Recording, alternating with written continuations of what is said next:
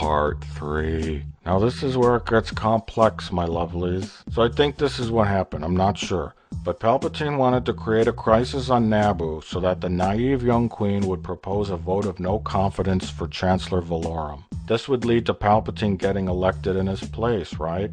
Like, I mean, that's the plot, I think?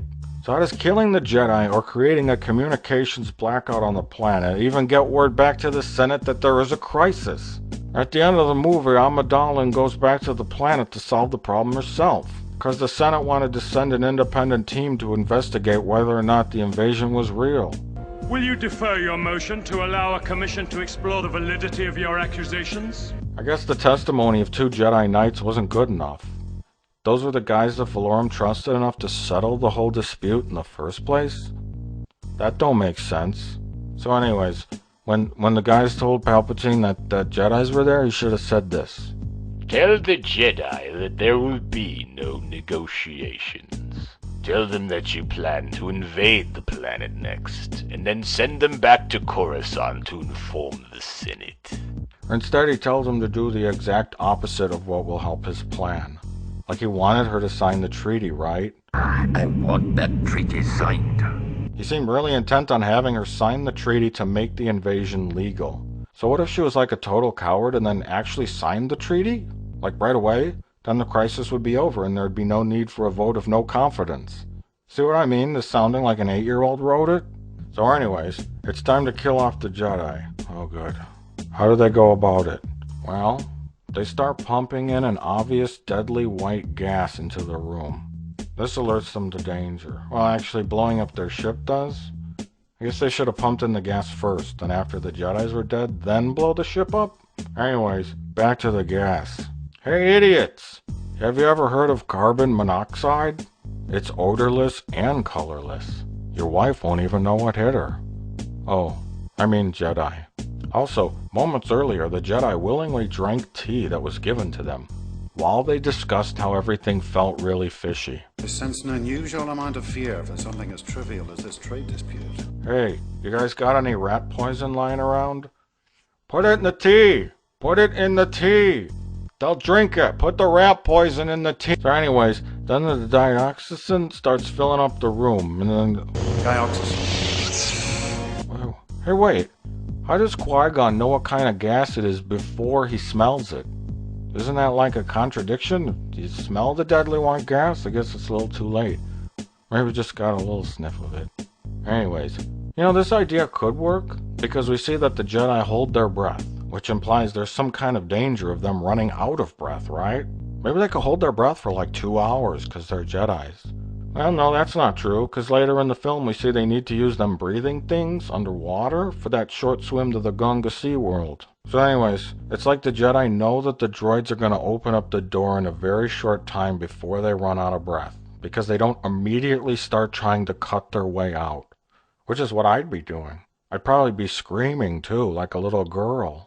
So what are they doing in there? Then the dumbest line in the movie is said. They must be dead by now. Destroy what's left of them. What does that mean?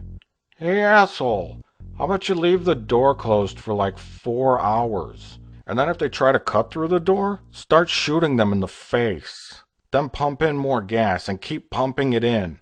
Obviously you've never suffocated a hooker that was trying to escape from your crawl space before. I recommend spraying Raid in there. You need to go with the fast kill, low irritant kind. It's in the blue bottle, it works the best. You'll need about 6 cans though. What was I talking about? Oh right. So they open the doors anyways, and they let the Jedi out and attack them with completely useless robots. Just tell them to leave, and that you don't want to negotiate. And then when their ship flies out of your space dock, shoot it with lasers! Also, we need to consider the fact that killing 2 Jedi that were sent there as peaceful ambassadors would be a pretty heinous crime in the eyes of the Galactic Senate, an organization that runs everything, including the space taxes. I mean, you could just claim that they never got there. I know nothing of any ambassadors. I have assurances from the Chancellor. His ambassadors did arrive. But now you've got the burned wreckage of their ship inside your horribly burned docking bay. Number 4. Who's doing what? Where? Why? Why are the Shatnerians taking orders from this mystery hologram again? What did he promise them that would be so worth risking their entire organization for? The location of the Fountain of Youth? A planet made of gold? Corrective surgery for this woman's face? How about a night in Megan's foxhole? Seriously, what was it? Oh, we're never told, are we? Generally speaking, it's easy to get a handful of insane people to follow you on some kind of legal or crazy scheme. But when you're talking about a huge organization that's run with military efficiency, then they're probably going to want something in return for the use of 30 of their ships and risking everything. Darth Sidious can't really promise them future political favors because it would give away who he is. When they got arrested at the end, they could just say, "It was like a hologram in a cloak. He made us do it. In fact, he looks like Palpatine. And he sounds like him too. We got the recordings of the hologram. You want to look at him?" I find it hard to believe that these guys never started pointing fingers after they got caught. Number 5. I can't put enough quotation marks around the word story, so I won't try. Sir, they've gone up the ventilation shaft. How do you know that? I said, how do you know that? Answer me, thing in the mouth face. What is that anyways? What, did you smoke too much? What's wrong with your face? Anyways, Obi-Wan and Qui-Gon, they end up in the hangar bay somehow, where the droid armies are being staged for an invasion. Why don't the Jedis just start fighting all of them? Then steal a ship and head back to Coruscant to tell the Galactic Senate what's going on? It's not so crazy, because later in the film they attempt to run the blockade with one ship and they make it through. The fact that they even tried that makes this a possible option. What is wrong with your face? But instead, Qui-Gon in all his wisdom thinks it's a better idea to go down with the army to, quote, warn the Naboo. We've got to warn the Naboo and contact Chancellor Valorum. Hey, genius, if you're going down with the army, don't you think it's a little too late to warn them about the army? And what the fuck are the Naboo gonna do anyways? They don't even have a real army, just volunteers. Our security volunteers will be no match against the battle-hardened Federation army. So the droid army just rolls in, unchallenged as expected. Just like the Nazis into France in a little historical event you might have heard of. What was it called? The French Revolution? Anyways, so then for no reason they decide to stow away on different ships. Let's split up. Stow aboard separate ships and meet down on the planet. Is this guy a fucking retard? Maybe that's why they call him Qui-Gon Jinn, because he's always drinking gin.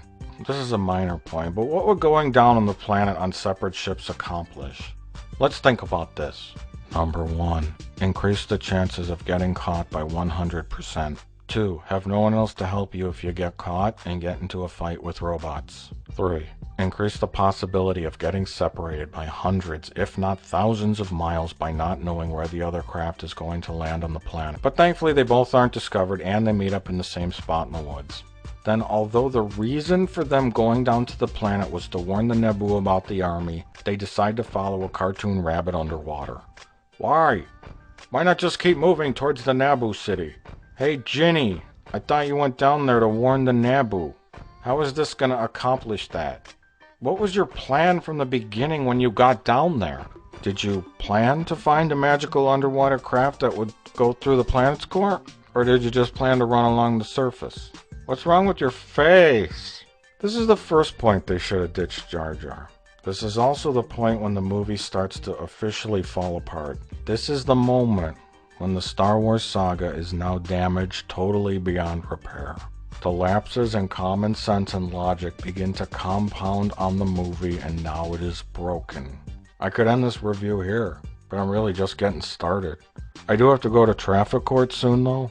I accidentally ran over a Korean family with my car.